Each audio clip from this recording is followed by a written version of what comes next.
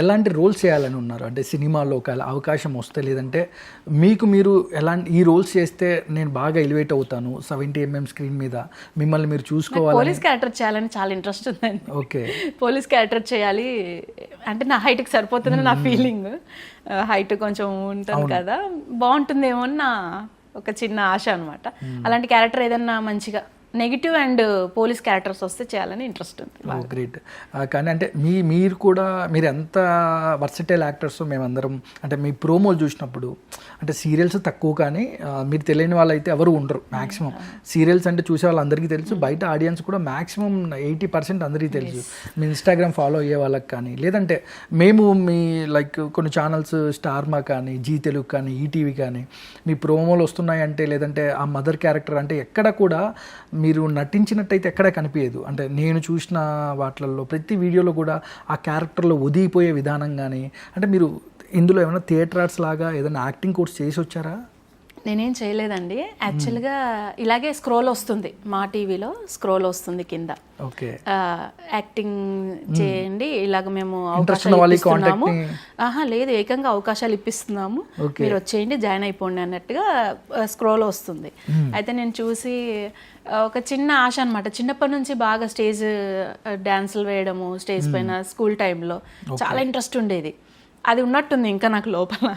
నా కూతుర్లు కొంచెం వాళ్ళ పనులు వాళ్ళు చేసుకొని వాళ్ళంతకు వాళ్ళు అయిన తర్వాత మా వారిని అడిగా. అప్పటి వరకు నేను బ్యూటిషియన్, నాకు పార్లర్ ఉండింది, హౌస్కోమ్ పార్లర్ ఉండింది. తర్వాత నేను జంప్ అవుదాము, టాలెంట్ ఉంది కదా, ప్యాషన్, ఒక ప్యాషన్ ఉండిపోయింది నాకు మనసులో, ఒక ప్యాషన్ ఉండిపోయింది. సరే అని మా హస్బెండ్ని అడిగాను. అడిగితే వెళ్ళాను, ఒక 10 days వెళ్ళాను. నాకు వెంటనే మన మూడుముళ్ళ బంధం అండ్ డాక్టర్ క్యారెక్టర్ చేశాను ఫస్ట్ సీరియల్. ఓకే, అందులో నాకు ఛాన్సెస్ వచ్చేసింది. ఇంకా తర్వాత నేను మళ్ళీ వెళ్ళలేదు, ఇంకా స్టూడియోకి వెళ్ళలేదు ఇంకా నేర్చుకోవడానికంటూ. అందులోనే నాకు మొత్తం మీరు ఇంట్రెస్ట్ తోనే చేశారు, అందులోనే అన్ని ఇంట్రెస్ట్ లోనే అన్ని వచ్చేసాయి నాకు. అది ఒక 2 years కష్టపడ్డాను, తర్వాత ఇంకా. కానీ హ్యాట్స్ ఆఫ్ మాధవి గారు, అంటే మీ క్యారెక్టర్స్ చూసినప్పుడు కానీ, లేదంటే మీరు పర్సనల్గా చిరంజీవి గారిని ఎంత అభిమానిస్తారో, అంటే ఆయన్ని ఎంత ఇన్స్పైర్ అయ్యి మేము అంటే మా మీరు లోలో ఉన్నప్పుడు చిరంజీవి గారి గురించి, అంటే ఆయన సినిమాల గురించి కానీ, అంటే గొప్పగా కొన్ని అంటే కొంతమంది దగ్గర మాట్లాడడం కానీ, కొన్ని మీరు అంటే మేము పర్సనల్గా మేము చూసాము. కానీ మీ ఇంత జర్నీలో చిరంజీవి గారిని మంచి విషయాల్లో చాలా ఇన్స్పైర్ అయ్యారు, అంటే యాక్టింగ్ విషయంలో ఇన్స్పైర్ అయ్యారు? అయ్యో చాలా. ఆయన టైమింగ్స్ చెప్పాను కదా, కామెడీ టైమింగ్స్.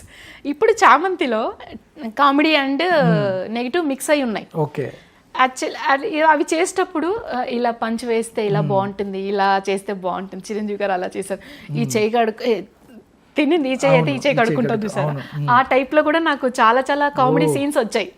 చాలా అవన్నీ నేను ఇన్స్పిరేషన్ గా తీసుకొని చాలా వరకు చేసుకుంటా. నేను చాలా హ్యాపీ, నేను చిరంజీవి గారు అలా ఇన్స్పిరేషన్. కానీ చిరంజీవి గారి సినిమాలో అవకాశం వచ్చిన, అంటే ఒకవేళ అవకాశం వస్తే ఎలాంటి క్యారెక్టర్ చేయాలని ఉంటుంది?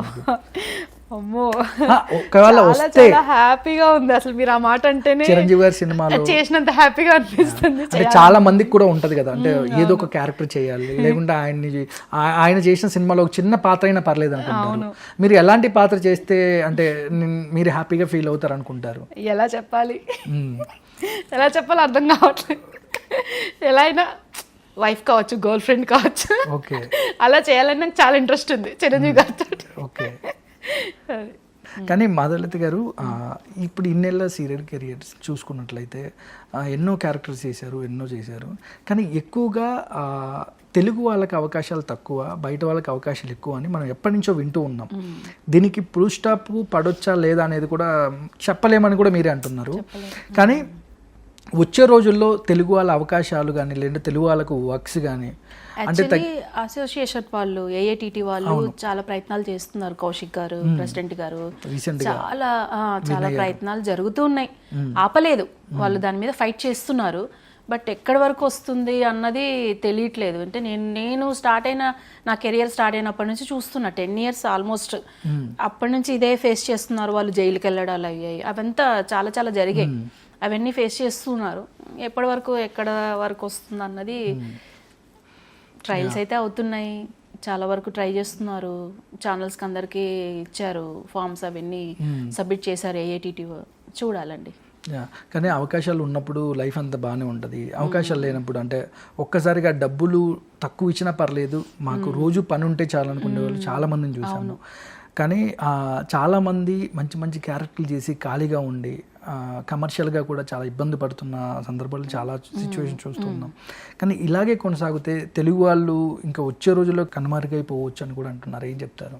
అదే చెప్పలేకపోతున్నాం, ఎవరు చెప్పలేకపోతున్నారు. ఏంటి ఈ సిచ్యువేషన్, ఇంకా ఎన్ని ఇయర్స్ ఎదుర్కోవాల్సి వస్తుంది, ఎన్ని ఇయర్స్ చేయాలి? ఎవరు లేరండి, అందరూ ఉన్నారు. ఏమన్నా అంటే తెలుగు వాళ్ళు డిమాండ్ చేస్తున్నారు, వాళ్ళకి ఏవేవో చెప్పేస్తున్నారు, ఏవేవో నేర్పిస్తున్నారు. అంటే మమ్మల్ని కూడా మీరు అదే దృష్టితోనే చూస్తే ఇవన్నీ రావు కదా. అవునా? వాళ్ళకి ఆ కాంబినేషన్ అంటారు, ఫుడ్ వాళ్ళు చెప్పింది అంటే నేను చెప్పొచ్చో లేదో నాకు తెలీదు, బట్ నా మనసులో ఉన్న మాట అయితే చెప్తున్నాను. అది ఇలాంటివన్నీ జరుగుతున్నాయి. తెలుగు వాళ్ళనేసరికి మీరు ఏవో చెప్తున్నారు, వాళ్ళకి ఏవేవో నేర్పిస్తారు, ఏవేవో చేస్తున్నారు. ఇదంతా కరెక్ట్ కాదేమో అనిపించింది. ఎవరుండరు చెప్పండి అలాగా?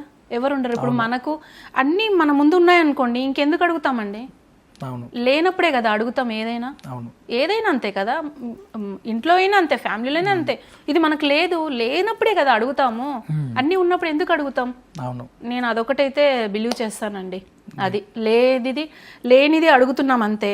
తెలుగు వాళ్ళకి ఛాన్స్ ఇవ్వండి ప్లీజ్. ఎందుకంటే చాలా మంది ఇళ్లలో ఉన్నారు, చాలా మంది బాధపడుతున్నారు. చూస్తూనే ఉన్నాం, ఇప్పుడు ఇంటర్వ్యూస్ చూస్తున్నాం.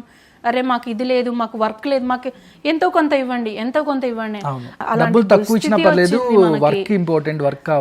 వర్క్ కావాలి, ఖాళీగా ఉండలేకపోతున్నారు. ఎందుకంటే అండి ఇంకొక వర్క్ తెలియదండి ఆర్టిస్టులకి.